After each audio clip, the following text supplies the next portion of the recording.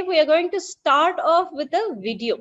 Okay, just watch this video and then we will talk more about what you thought about last class, and then we will jump into today's class.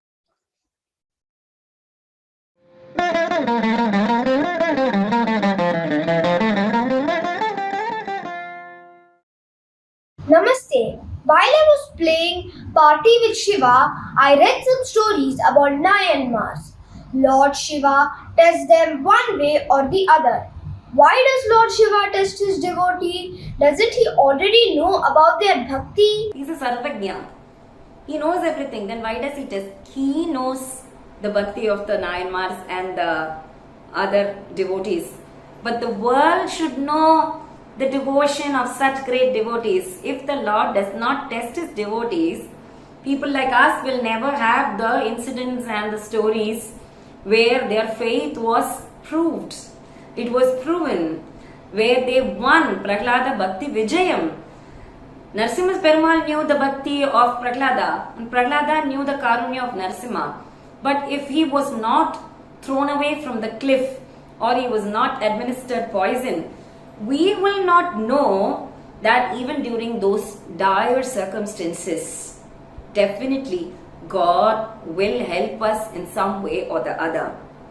That hope, that faith, we will not know the true steadfast devotion of Prahlada if Hiranyakashipu did not put him to such trials. So instead of saying, why God are you testing me? These bhaktas never say, why are you testing me? They in fact face all the trials and tribulations as his leela, his will. That is also his will. Suffering is as much his will as all the sukha, the happiness around us. So why he tests his devotees is not because he does not know about his devotees, because he wants the world to know about his devotees. So Bhakta Mahatmya tak Kanvi Kartaka hai, he does that.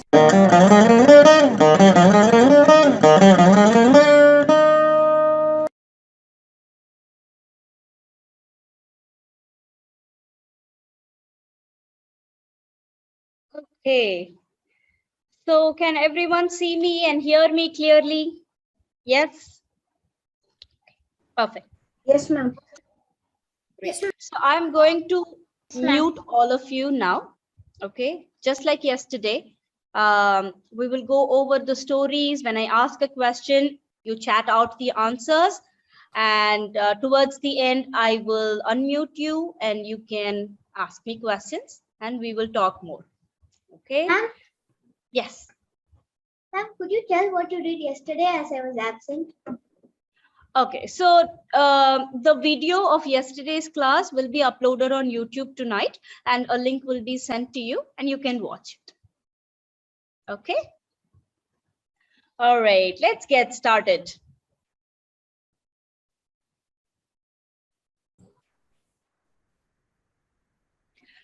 Right. So we saw the earth element where, you know, Lord Shiva was worshipped as Prithvi. And then we saw water where Lord Shiva was worshipped as a water element. And then yesterday we saw fire. Can anyone say what we are going to see today? What element?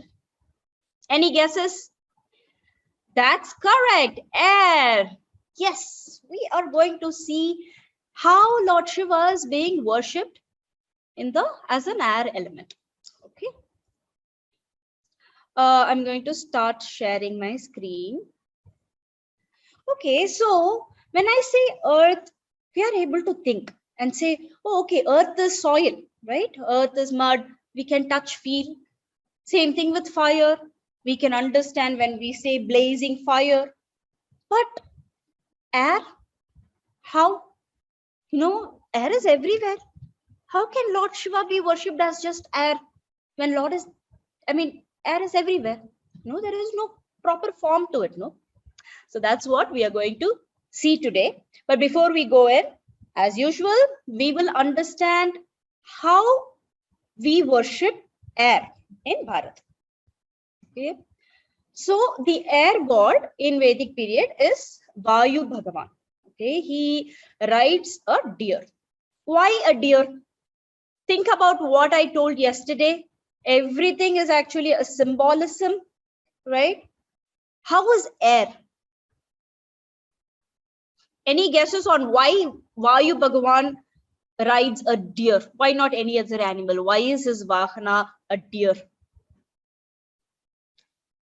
Correct. Because deer is fast, it's free, it moves swiftly, quick like air. Yes, all of you are right. That's exactly why, we have a deer as a Vahana for Vayu Bhagavan. And now this is something that we all know. Okay, none of us can live when there is no air within us, right? The air and the breath is what keeps us alive. That is what pranayama is. Okay, anybody knows what the average lifespan of a dog is? Trivia. How long does a dog live? Anybody knows? Chat out your answers. How long does, 15 years, 16 years, 30 to 40. Okay, so roughly dogs live anywhere between 12 to 18, 19 years. Okay, not more. The dog's lifespan is very short. Does anyone know how long a tortoise lives? What is the oldest tortoise? Do you know? 120, 100, 150 to 200, 300, 300. Okay, so tortoise, they live for anywhere between 100 to 150 years. Okay, typically. But why? Why does a dog live so less and a tortoise lives so long? There is actually a reason behind it. Have you all seen a dog breathe or pant? How does a dog breathe? No, there are shorter breaths. So what happens? The lifespan of the dog is much lower because it breathes really fast. Okay, and there is no regulated breathing. Whereas a tortoise actually breathes very slowly. Okay, takes the breath slowly and exhales slowly. So our ancestors have found a connection between how slowly or regulated our breathing is and how long we live. Okay, so that's why they invented the pranayama technique, taking air through one nostril and putting it out through the other, and also taking in very deep breaths and deep exhalations. So this is the first thing that they teach you when you start to meditate. Okay, calming your mind down, and that calming happens when you regulate your breath. Okay, so that is how air in our body is so important. It pretty much determines how long we live in this body. Okay, so that is how important Vayu Bhagavan is. Now, who are Vayu Bhagavan's sons? You know these two people. Who are they? One is from Ramayana, one is from Mahabharata. Hanumanji, yes. Who is the other one? Bhima, that's correct. So these two people are, they are the sons of Vayu Bhagavan, very strong. Okay, so I'm sure you all probably know the story of Hanumanji who tried to fly up to the sun, to grab it, thinking it's a mango, right? So what happens after that?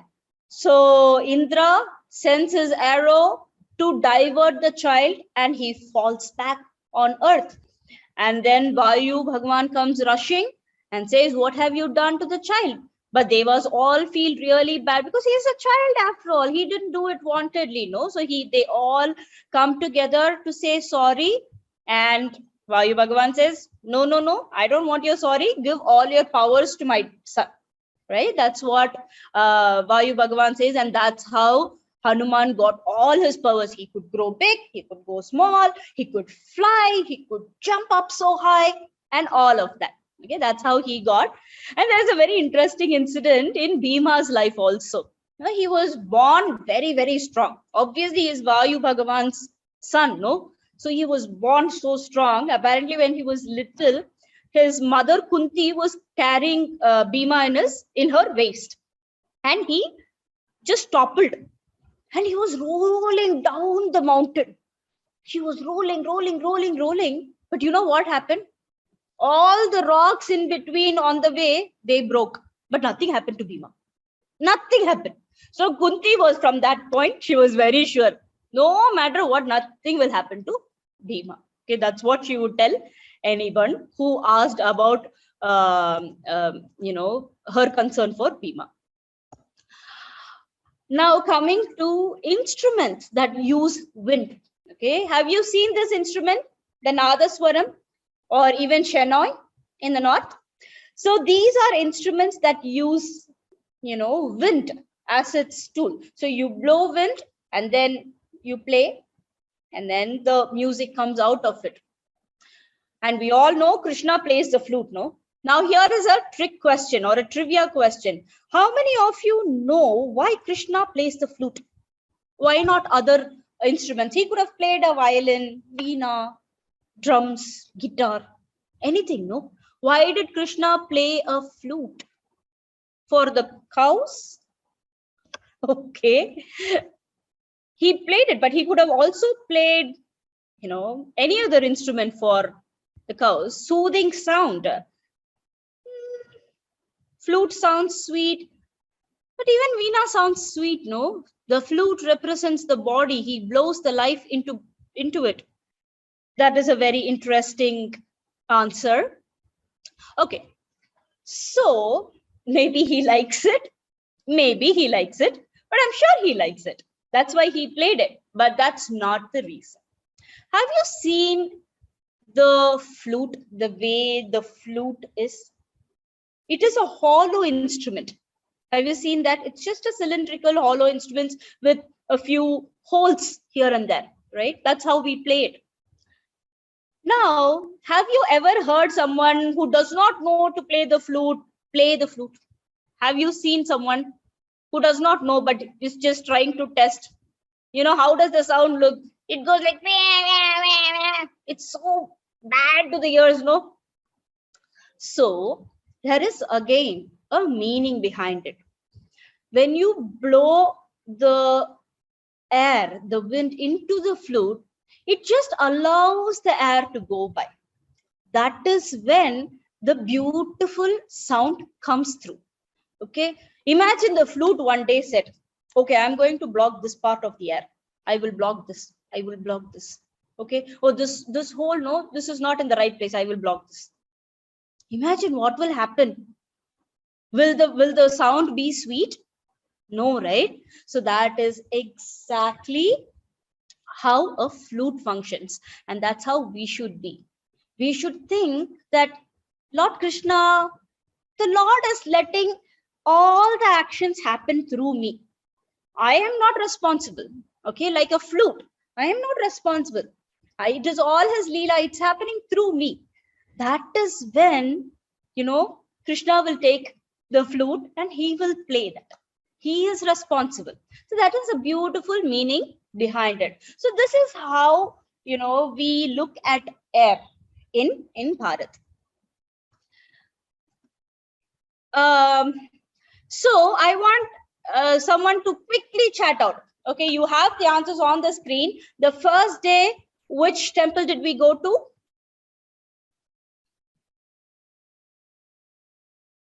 Chat out the answers. Yes, the earth element, but which temple did we go to? Ekambreshwara temple. That's right. No, it is not fire, Anirudh. The first day we went to Ekambreshwara temple. The second day, the water element, where did we go? This temple is Tiruvanekkaval. Jambukeshwara, that's right. Yesterday, where did we go? Yesterday, the fire. Yesterday, which temple did we go to? Arunachaleshwara in Tiruvannamalai. That is right. And today, we are going to this place called Sri Kalahasti.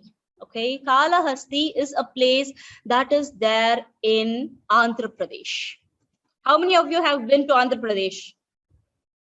Quick show of hands.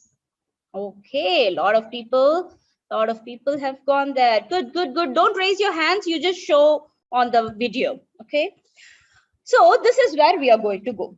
It's a beautiful temple. If you have not been here to this temple, you must absolutely go. It has a lot of interesting stories. It is very scenic. It's very beautiful because this temple, as you will see, is covered by mountains on three sides, and on the other side there is a river flowing. Imagine how beautiful it will be. Right, so this is where we are going today, Kalahasti. Okay, you see that mountain there? So you are able to see only one mountain, but it is surrounded, it has three mountains on three sides. And this river is called the Swarnamukhi River. Okay, it is a very, very nice river, and we will see more stories about that as well. So let's hear a little bit about what this temple is before we jump into the stories from Purana.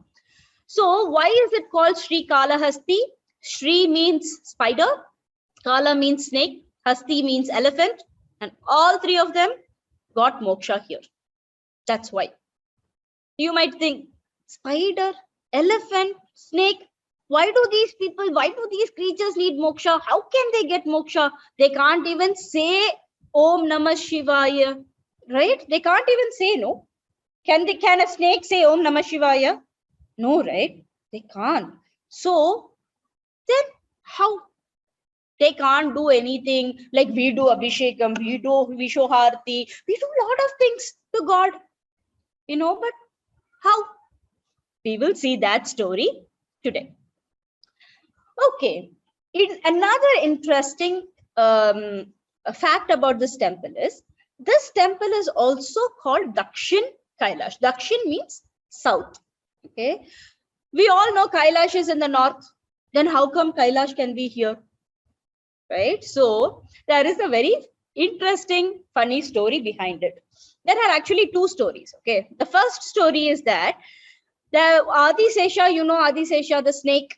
So Adisesha and Vayu Bhagavan once had a quarrel. What were they quarreling about?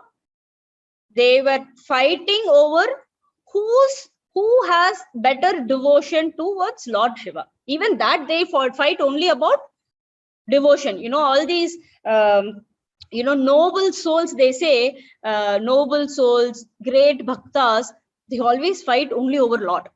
They don't fight for other things. They fight over Lord.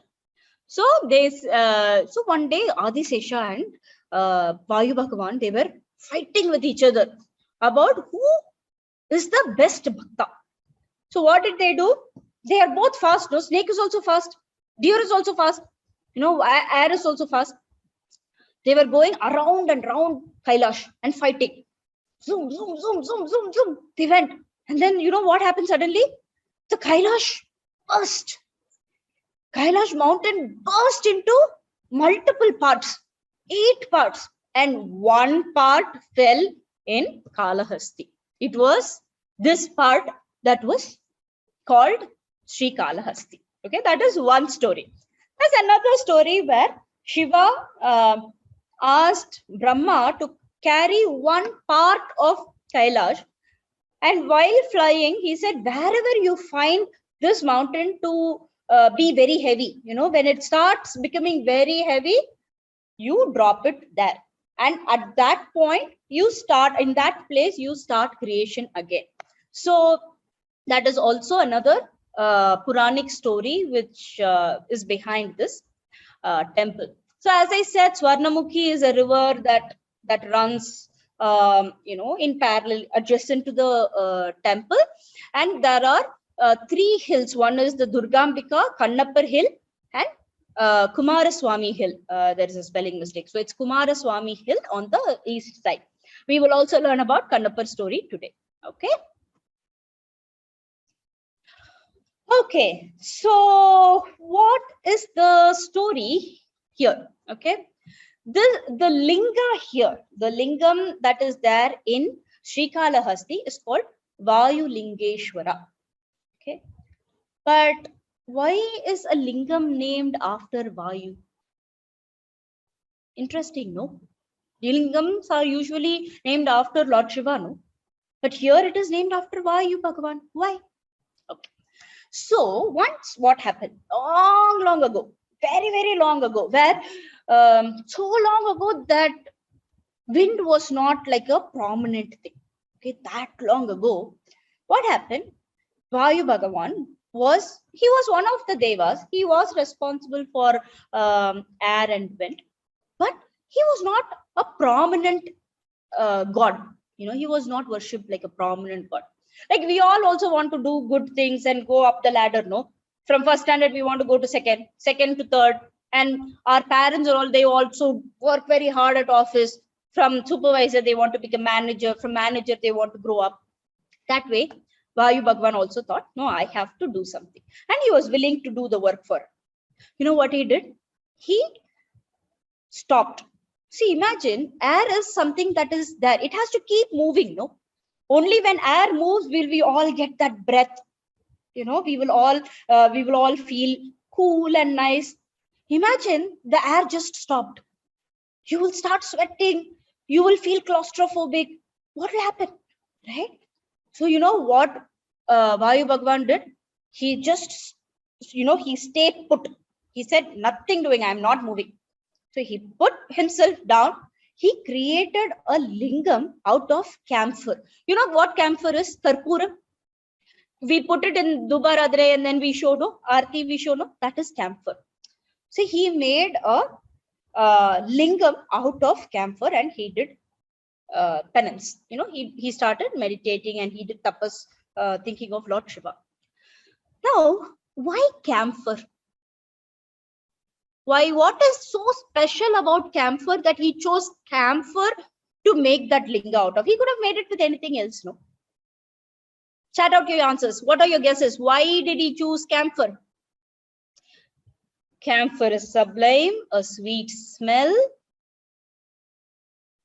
Yes. Any more answers? Solid changes to air directly. That's correct. God likes camphor smell. Yes, purifies air. It is cool. All of that is right. You are also brilliant. Wow, I don't have to take class. I think you all should take class for me. So, very nice. All of you are right. So what happens? Camphor, when it is lit, no, or even if you just leave it out in the air, it turns from solid state to vapor state. It is one of the very few materials which does that. Okay, so that is why he chose that, which can vaporize very quickly and it mixes with the air. Okay, and obviously it gives that sweet, nice smell and all of that. Now, what did Vayu Bhagavan do? As I said, he stayed put and he started praying to Lord Shiva. And Lord Shiva was very, very pleased with his tapas. And he said, no, you cannot stay put in one place. You have to keep moving for all the lives to function. So what is it that you want? That is when he asks for three things.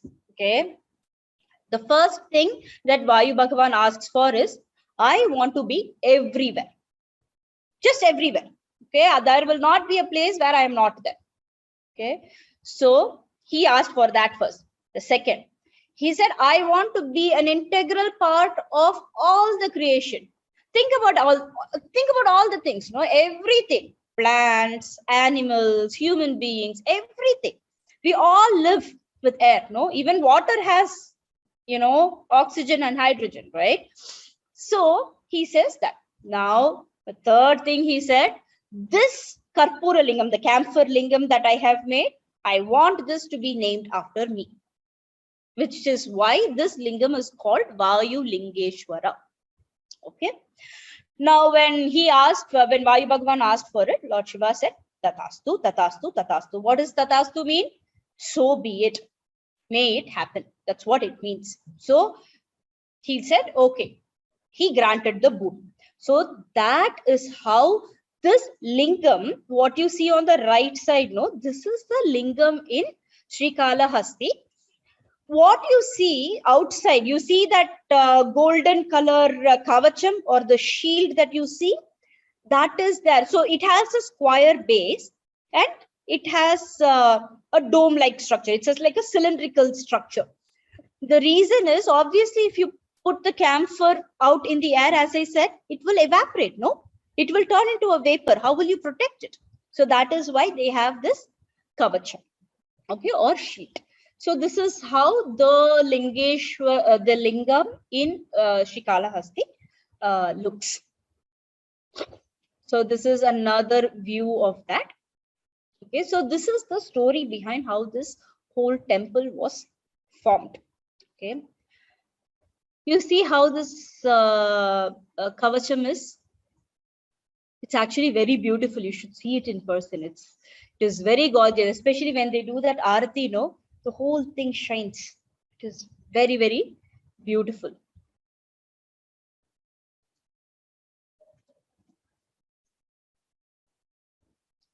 Okay. Now let's go into the stories of the spider, the elephant, and snake. Remember, I told you Sri, Kala, Hasti, 3 things. But did Radha auntie tell you all about a spider story before in one of the classes? She did, right? But this is a different story. Okay, this is going to be a different story. So that spider is different. This spider is very different. So there are 2 different stories. Okay, so the first story we are going to see is about the spider. So there was a Brahmin in this village. Okay, and this Brahmin, although he was a Brahmin by birth and all that, he was very passionate about weaving. You know what weaving is? You make the cloth. You don't stitch it. You make the cloth. Okay, you make yarns like cotton yarns or whatever, silk yarns, and then you make the cloth. There is this big instrument and all that. You need a lot of physical strength to do it. Okay, you have to keep pushing it. You know, you have to push all the thin cotton threads together to make such a big yarn of cloth. Now, this person was what started as a hobby became a big passion. So he left everything and he would only weave. Okay, he was weaving all his life. He was weaving. He was weaving a cloth, and then obviously he grew old and he did not have a physical strength to do that anymore. So at that point, he stopped weaving. Okay, he was not weaving the cloth anymore. That time, one person came to his house and said, "Sir, can you please weave this for me? Because I want to take this cloth that you weave to Lord Shiva." And he was a big Shiva Bhakt, this Brahmin. And he said, "How can I say no to Lord Shiva?" So he sat and he weaved that cloth. With all his effort, he did that. And then he sent that cloth. And Lord Shiva was very pleased with him. And he said, "Next birth, okay, when you die and when you are born again, you shall be born as a spider." Why spider? Because spider's whole job is weaving. No, it weaves cobwebs everywhere. So he said, "You will be a spider and you will be with me in my temple."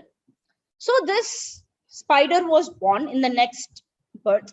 The spider would every day, every day it would spin all the cobwebs and everything, and it would pray.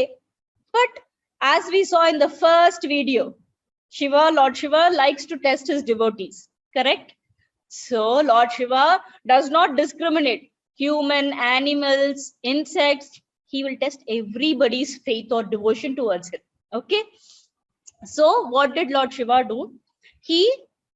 The spider would go and weave the web, and Lord Shiva would to put the light, fire, and it will all burn down.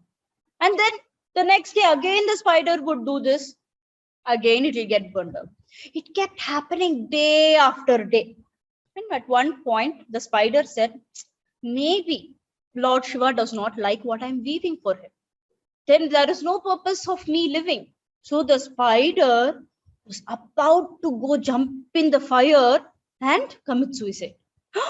And then Lord Shiva comes and stops the spider and says, I was only testing you. You passed the test. You have shown your true devotion towards me. So you shall get moksha. You shall come with me to Kailash and you shall be there. That is how the spider got its moksha. Okay. So that is the first story of the Shri. Now going on to Kala and Hasti. Kala is snake, as I said. So what happened? There was once a sage who was walking through the forest, and we all do puja, no? All of you do puja. Do you all do puja at home? Yes, you all do puja. You've all seen puja being done. Yes, yes, no. Most of you have turned off your video. So if you turn on the video, I'll be able to see you. Can you turn on the video? Okay, so you've all seen. So what do we offer to the Lord? What do we offer? Flowers, leaves, sometimes even kumkum, turmeric. We do all of things, no? But this sage, when he was walking through the forest, he saw other sages doing puja, but with something different. They were offering puja to Lord Shiva with some gems, very precious gems. Okay. So this sage was like, I also want to do that puja. He said, where can I get those gems? Then the other sages smiled and said, if you want to do this kind of puja every day, then you better do tapas and pray to the Lord that you have to be born of a snake. Okay. So the sage was confused. Why a snake? Then he understood that a snake has a special capability, has a very special ability. You know what a snake can do? Does anyone know what a snake can do? What does a snake produce from within other than poison? A snake can produce something. Anybody knows?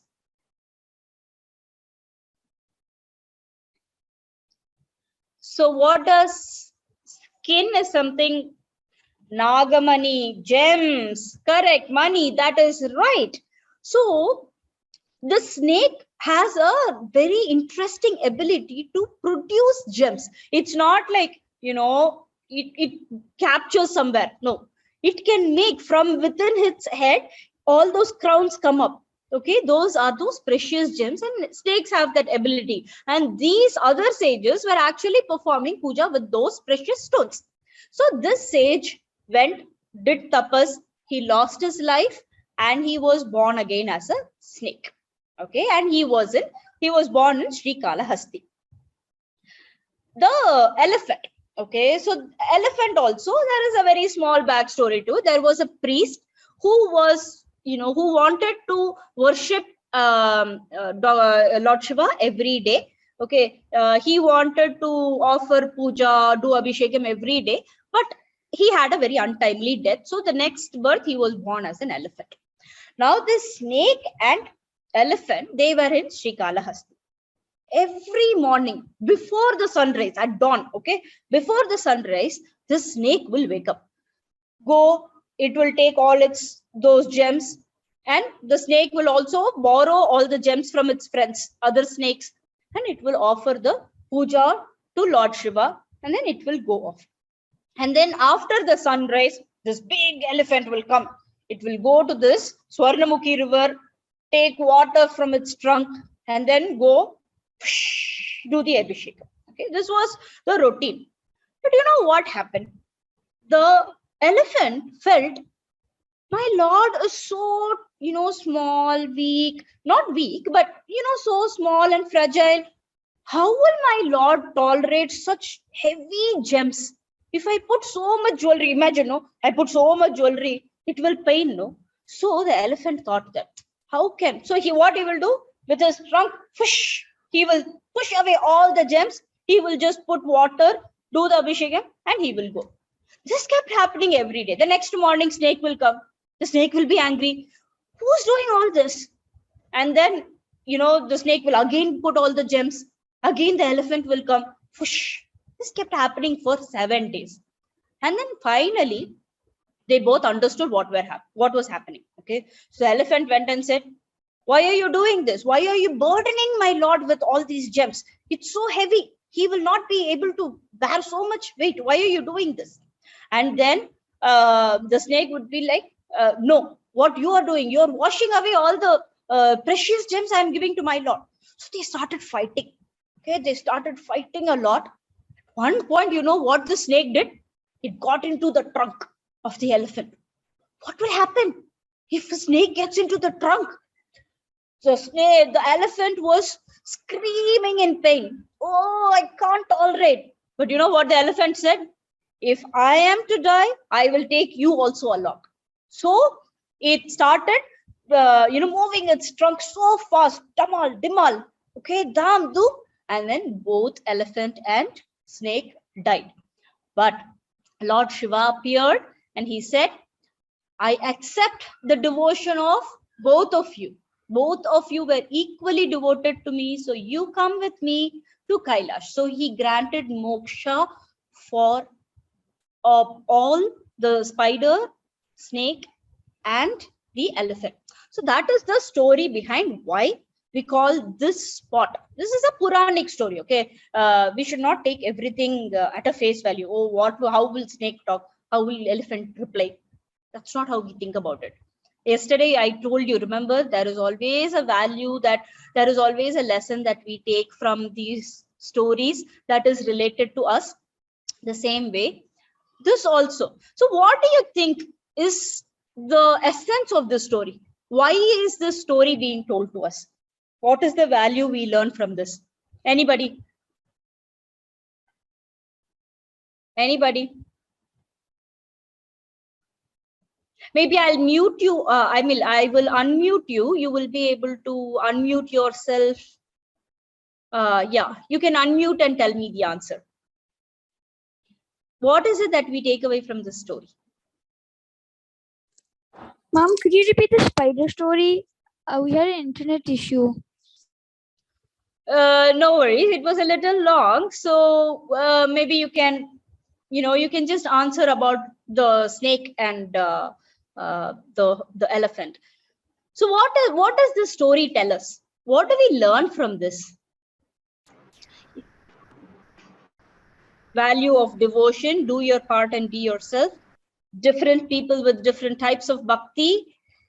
Yes, Arav, yes, you can unmute yourself and answer. Shiva is very accepting to his devotees. Yes, Lord Shiva is indeed accepting. Okay. Yes, I don't know what your name is, Kana. You say iPad 8th generation. you can unmute yourself and answer. Yes, ma'am. I understood that Shiva is a very he always is karuna to his devotees, and we should always be devoted to him. Right. Okay. Any other answers? Yes, Amukta Malyada. Yes, tell me. We have to, so that we can learn from the stories that we are all equal to the Lord. Correct. So all of you are correct. Okay, all of you are right, and that's precisely the thing. Okay, there is no reason for us to think that we are better just because I can say the words Om Namah Shivaya doesn't make me better than a spider or an elephant. Okay, ultimately, the intention with which I pray to the Lord. If I'm going to constantly go to the Lord and say, I have to be good, but my neighbor should be bad. Don't give anything to my neighbor. Okay. You give everything to me. If I say that, that's not real bhakti. No, it should be the intention. The bhakti is the intention, the pure love towards the Lord should be as pure. So it does not matter if you are a spider or if you are if you are an elephant or anyone, but if your intention, if your bhakti is pure, you can absolutely reach the Lord. Okay, so that is what it is. We are running a little late on the stories, so I'm going to go ahead a little fast. Okay, so this is the story that we just saw. So I'm going to send you this. This is a very short video of where they have recreated. So we cannot take any video in the Garbhagriha. So this is a recreation of how the Lord is worshipped, how the lingam is worshipped. In this, you will see that the priest is actually pouring water on the lingam, but that is not so in reality. They only do the abhishekam and the offering to the base, because if you put water, obviously the camphor will evaporate. So they don't do it. Okay, so they only do the do the abhishekam and all the offerings to the base, that square base that you see. Okay, you can see this video when I share the presentation with you all. Okay. All right. So in 15th century, you remember yesterday I told you that, you know, these kings who ruled us usually built on top of another, built over whatever the previous kings had done. So in the 15th century, Krishna Deva Raya constructed a big gopuram. He wanted to construct a big gopuram.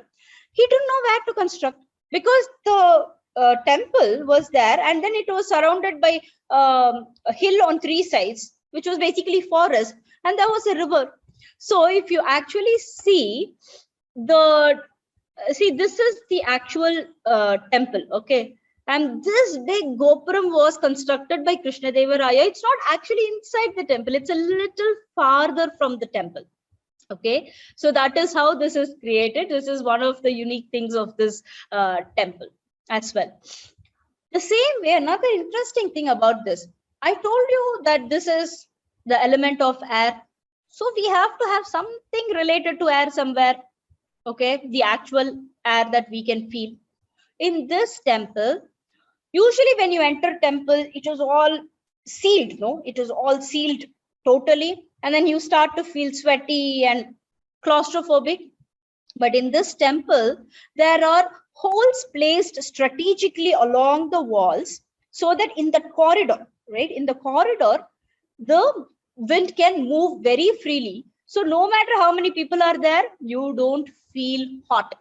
It still has that cooling effect, and you still you feel like you are able to take in the fresh air there. So it's a very interesting thing. One more thing about this temple, inside the Garbhagriha, there is a lamp. Okay, the Garbhagriha is usually tightly sealed. Okay, for many reasons it is tightly sealed.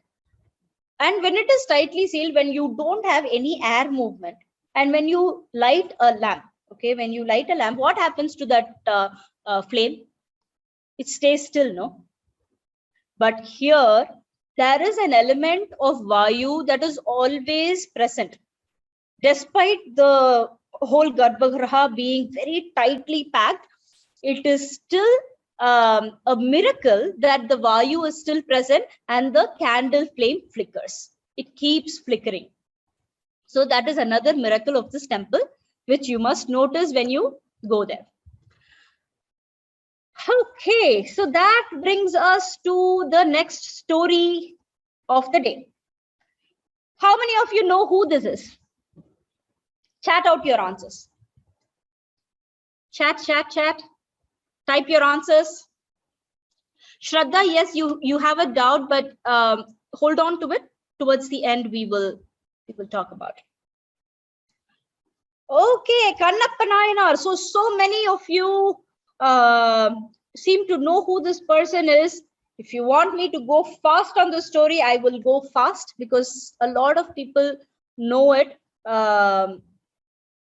He's an amazing, inspiring story. Okay, so this person is a hunter. He was born as a hunter, and his name was Tinnan, and he was the son of the chief hunter.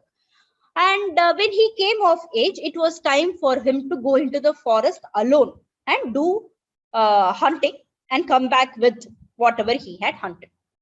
So he goes in one day with two other friends, okay, of his age. And in the first, in the first attempt, he kills a wild boar. Do you all know what a wild boar is?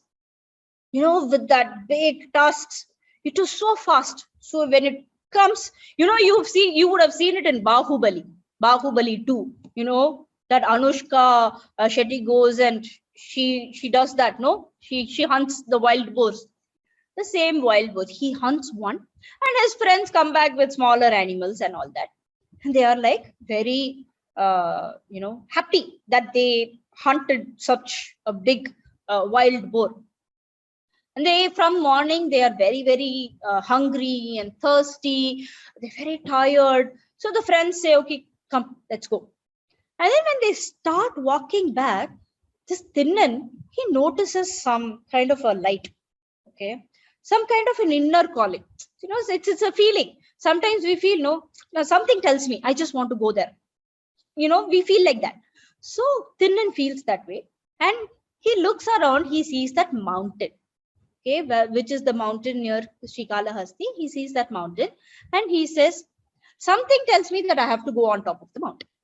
So he starts to go towards that. And his friends are like, no, I'm so tired. No, please don't go there. We'll go back and all that. But he is adamant. Tindan is very adamant, saying, no, nothing happens. I am going there. And there are no roads and all that. It's very rocky. You have a lot of thorns. It is very tough. Okay, to prickly. All the stones were pricking him. Still, he braved all of that, and he goes up. And he is a hunter. He does not know how to worship. He doesn't even know who God is. He doesn't know what a lingam is. He doesn't know anything. But he goes there, and there is this light shining, and he goes there, sees close up, and he sees this lingam. Okay, he says, oh, I know this lingam. I know this person. I know him. And he suddenly starts crying. It is almost like he has met a long lost friend. Okay? He doesn't understand why he is feeling good. He goes, hugs the lingam. He cries. He's like, where have you been? And he laments, where have you been? Why did you not come to see me? And all that. And then he suddenly notices and says, but you must be hungry. Wait, let me go get something. So he immediately rushes. He gets that boar that he hunted, no? Do we offer boar and all of that to Lord Shiva? We don't know. We don't offer meat, no? But this guy didn't even know that. This Tinnan, he just did not know anything. So he went, he took that boar, he grilled that boar, he cooked it in fire. So there was that cooked fire cooked meat on one side. And then he was also thinking, but I don't know what Lord Shiva likes. So he went and grabbed all the fruits and vegetables and leaves, everything that he thought was edible. He grabbed everything. And then he thought, on one hand, he had all the fruits and vegetables. On one hand, he had the meat. And then he was like, but Lord Shiva will feel thirsty. What will I do? And then he immediately had an idea. You know what he did? He went to the river, Swarnamukhi river. He he gobbled a lot of water. He didn't swallow it. He just took as much water as he can in his mouth, and he came. And then what did he do? He spat the water on Lord Shiva. Here, drink water. And then he gave the meat. He gave the fresh fruits and vegetables, the raw fruits and vegetables. He gave everything. And he said, eat, eat. And then, you know what else he did? He plucked flowers and put all on his head, okay, to offer to Lord Shiva. And then when he offered all the meat and everything, he shook his head, and all the flowers from his head also fell on lingam. Is that the way we do puja? Yeah, is that the way we do puja? No, right? That's not how we do it. But this is how Tinnan did it. Okay. Do you think Lord Shiva got angry with him? No, you don't think he got angry? We'll see if he got angry or not. Then what happened? The temple priest came. Okay. This guy, Tinnan, was very tired, so he went off to take rest. And then the temple priest came. He saw what had happened. He was like, oh my God, who kept this meat here? Who did this? This place is such a mess. He cleaned everything. He kept everything again in order, and he left. Again, Tinnan came the next day. He did the same thing again. He brought water in his mouth. He spat that. He gave meat. He gave flowers. And he did exactly the same thing again. This kept happening. Again, the priest came, pushed everything. Okay, just like how that snake and elephant did. These two people also came and they were doing the same thing. And one day, priest got really angry. Like, I need to know. I thought this was only a one-day affair. But this guy seems to come and do this every day. He cannot spoil my Lord's temple like this. He comes and he is lamenting to the Lord. The priest is lamenting to the Lord. Why? And then he hears a voice. Lord Shiva says, you do not say anything to that person because he is my bhakta. That's what Lord Shiva says. The priest is like, how can you call this person your bhakta? Okay, he is not doing the right things. How? And then Lord Shiva says, wait, I will prove to you that he is the greatest bhakta. Okay, that is what he says. And then Tinnan comes there. Tinnan comes and he is looking around. He is seeing this priest and he's like, oh my God, why have you cleaned up everything? I offered all this to the Lord. And then the priest says, this is not how you do. But Tinnan is like, but this is how I know how to pray to the Lord. And they have this banter. Suddenly, Tinnan notices that from the lingam, imagine there are two eyes. Okay, there were no eyes as such, but then imagine we keep two eyes in the lingam. One of the eyes started bleeding. And Tinnan saw, he was shocked. He thought his Lord's eye was bleeding and he could not stand that. He was like, oh my God, your eyes are bleeding. I must do something. You know what he did? He went, he took a spear, he, took his eyes, one of his eye, and he kept that on the Lord. Saying that, he's saying, God, you have the better eye. Imagine how much pain he would have been in. But he was dancing happily because he had given an eye to his Lord. He was very happy. He was dancing, rejoicing, saying that, yes, my Lord has got an eye. Yay, yay, yay. And then what happens? Suddenly the other eye of the Lord also starts to bleed. Now, we will all think, we will all stop and think, I have given one eye, at least with one eye I can see. If I give both the eyes, what will happen? I can't see. And he is a hunter. That is his profession. He needs to see, hear and all that, no? But this Tinnan didn't even think 1 minute. You know what he did? He immediately thought. He decided that he was going to give the other eye also. But if he takes the other eye, how will he know where to put the eye? He will take it and he will have to, figure out, no? So you know what he did? He took his leg on his thumb, the toe, the big toe. He put that big toe on the spot of the other eye.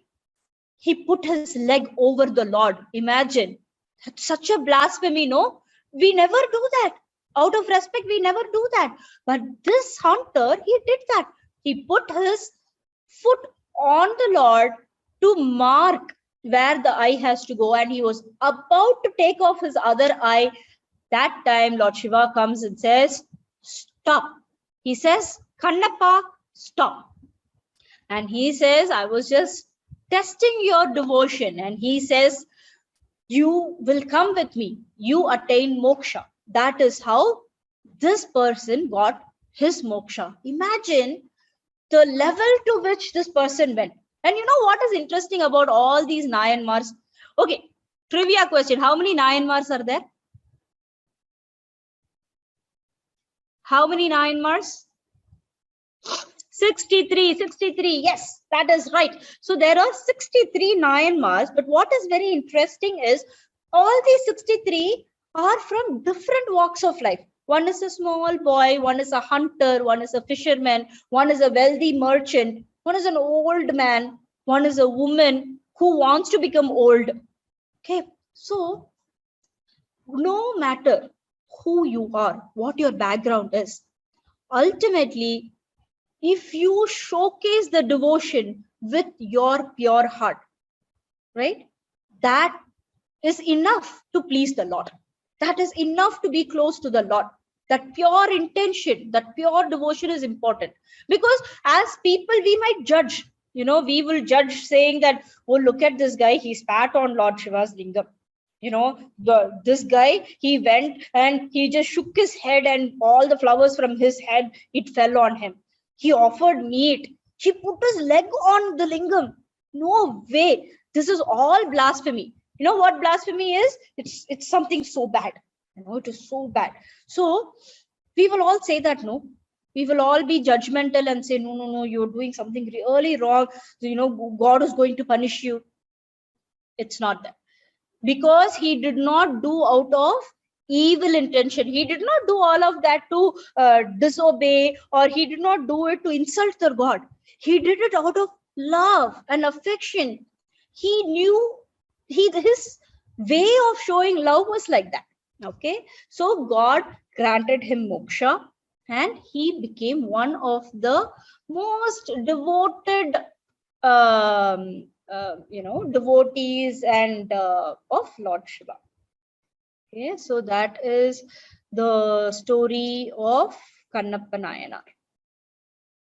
So if you go to any Shiva temple, you will see a sculpture on the rock or on the Gopuram.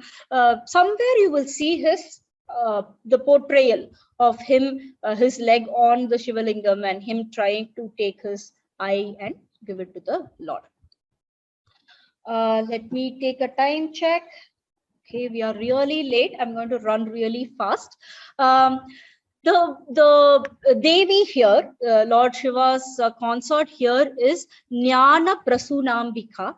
Again, the story goes that Devi Parvati wanted to learn the deeper meaning of the Panchaksharam, Shri Om Namah Shivaya. Okay, she wanted to learn, and when she went and asked Lord Shiva, he said, "You go do proper penance, and I shall come and teach you the deeper meaning behind it."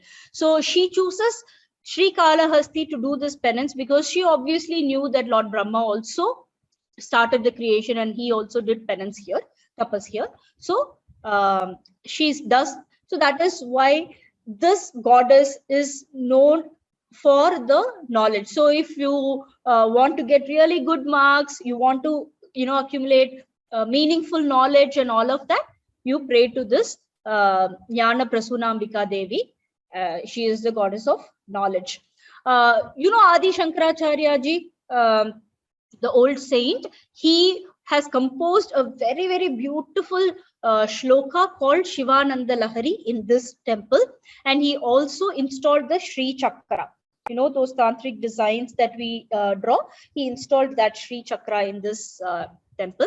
And his ardent devotee, Sri Padma Padacharya, he also, when he wanted to go and visit all the temples in Bharat, he started that in this particular place. What better place than a place where a spider, a snake, and elephant got moksha, no? So that's a very precious, auspicious place. So he started his trip from this, his pilgrimage from this place. Again, Patala Ganapati is another interesting story. I'm going to rush through. I'm really sorry, but I still want to tell this story. Okay, so there was this sage Agastya, okay, very, very big, popular sage. So he wanted to show that Lord Shiva was the greatest. And the way he said he will do is, he said he will get into a tapas. Whichever god is able to distract him and bring him out of the tapas, he will declare that god as the greatest. So when he was sitting and doing the tapas, it was the same time when Parvati Devi also came there to do her tapas. But what happened was, there was this asura called Gajamukasura, who was a lookalike of Lord Ganesha. He was creating a lot of trouble in that region. So Parvati Devi called Lord Ganesha to come and keep guard. Okay, so she can do the tapas in peace. So when Lord Ganesha came there, he fought with Gajamukasura, and he sent him to the Patala Loka, to the down. Okay, when he did that, Lord Ganesha also chased him to the ground, and then he came out on the other side, and that side is where sage Agastya was actually sitting and doing the penance. So Lord Ganesha successfully distracted sage Agastya's tapas, and when he opened the eyes, he was surprised that it was Lord Ganesha that he saw, not Lord Shiva. So he actually declared Lord Ganesha as the greatest Lord, and that is why you will see Lord Ganesha's idol Murthy there in the Padal. So you'll have to literally, go down the stairs, crawl, and go to worship this Lord. It's a very interesting experience altogether. We should definitely go there. The form of Lord Shiva, who's also very, very popular here, is Dakshina Murthy. Again, why Dakshina Murthy? He's a form of Lord Shiva who's the embodiment of knowledge. Okay, so because it was Lord Dakshina Murthy, because Lord Shiva gave Parvati Devi the meaning behind the Pancharaksharam, the Om Namah Shivaya, he is also worshipped here. There's also a separate Sannidhi for Lord Yamadharmaraja. Okay, so Lord Yama is also worshipped here. There are again stories which we will go into a little later, maybe in the next class. This is how the Shivratri is celebrated in this temple. On the day of Shivratri is when Lord Shiva and Goddess Parvati get married in this temple. Okay, so it is very beautiful. What you see on the right side is the Rishabha Vagna. Rishabha means bull. Okay, so the god and goddess, they arrive on the bull. It's a beautiful sight to watch. So there is your chariot, the Ter, that happens during everything. So you see how the priest is showing the Mangal Sutra, the Tali, just before the marriage, the wedding ceremony happens. They show it and they tie the knot. Okay, it's a very beautiful feast to watch. This happens on Mahashivratri. In fact, this temple also has a 12-day festival called the Kandapur Festival, okay, to commemorate and to celebrate the sacrifice of Kannappa Nayanar. What they do there is they enact they enact a lot of scenes and stories from Mahabharata on 12 days. Okay, every night for 12 days they enact that. That's a very special festival that happens in this particular temple. So you must definitely try and catch that. So that brings us to the end. I know I rushed the last bit of the stories. Maybe in another class we will have this beautiful story narrated again. Okay, what is interesting about this place is also the fact that you all know what kalamkari print is. You know, what I'm wearing is a kalamkari print. It's a native of Andhra Pradesh, and this particular place, Srikalahasti, this place is very, very popular, is one of the places popular for this particular fabric print, okay, kalamkari. So today's assignment for you is to learn more about your own native cultures.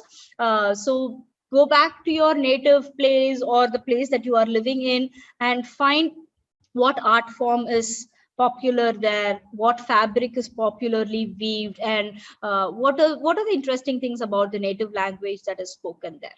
Okay, so that's going to be your thing.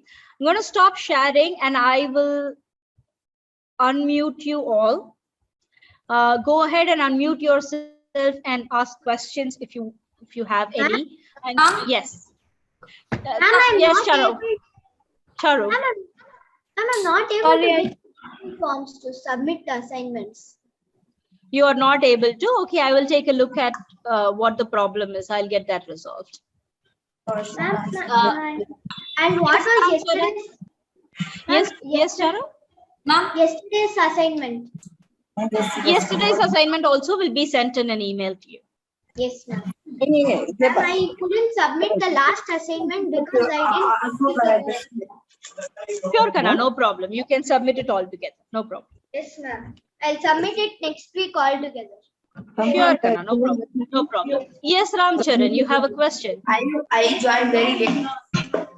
You told that snake said gems will form, and normal snake have them. What is the activity? These are the special types of snakes. I think the cobras do it. There are some snakes which do that. You might want to Google about it. Why don't you go search the internet? Next class, you can come tell me which snakes do that. Ma'am, I have a doubt. Yes, Shraddha. Let me get Shraddha's question and then come back to Ramcharan. Yes, Shraddha. Ma'am, so my doubt is that you told that Vayu made the lingam by Kalpuram, ma'am. So what if the lingam accidentally catches fire and gets burnt, ma'am? That is why we have the shield, right? It will not catch fire. They have all the protection in place. They have kept the shield. It's very rarely that they take the shield off. So they take utmost care to do that. Okay, ma'am. Ma'am, Yes. and could I have your number just in case I don't get the Google form again? I will. You can email us. You can email hi@gurucool.fun. Ma'am? You can. I will send it on chat. You can email us Yes. to this email ID, and we will respond. Okay. Yes. Yes, ma'am. Thank you. Okay. Okay. Okay, I see one more question here. Is it Nayanars or Nayanmars? It's Nayanmars. Okay, any other question? Pranav, yes, go ahead. Please unmute yourself and ask. Ma'am, where do we find the creation of the lingas? A video? I will send it across to you. I will send it to you in a PPT and I will send the link also with it. Ma'am, I have another doubt. Yes, Shraddha. Ma'am, you told that Kalpuram vaporizes, ma'am. Yes. Ma'am, what if it vaporizes fully? It will not. That's what I said. No, it is covered with a shield. Okay, it's covered with a shield, and it does not. Nothing happens to it. It has been there for years, many years. So nothing happens to it, and nothing will happen to it either. Yes, Swati. Ma'am, that camphor you told, is it a volatile liquid? It is Karpuram. You have seen how we put an. It goes from the state of solid to vapor when it is burnt. It's not a liquid. It goes from solid to vapor. Okay. You try doing this. If you have Kalpuram at home, just leave it outside. Let's see what happens. Okay. There is a question. Any lore on the Kavacha of the Vayu Lingam? I'm not aware of that. Whatever it is, it must be more recent is my guess. But it's not something that I'm aware of. But I can definitely check that out for you. Yes, Arav. If Mount Kailash broke into 8 pieces, then where are the other parts? Okay, so the other parts are in a few other places in Trincomalee. Srikalahasti is one, Tiruchirappalli is another, Thiruvenkoimalai is another, Rajatagiri is another, Neerthagiri is another, Ratnagiri is another, Shwetagiri and Tirupangali. So I will send you that. You will find all of that also in the presentation. Thank you. Welcome. Okay, great. So thank you so much for staying and thanks so much for attending this class. We will meet you again next Saturday, and next Saturday it will be Radha ma'am taking the class again. I will meet you all on Sunday next. Okay, bye-bye. Have a wonderful week. Ram, ram, ram.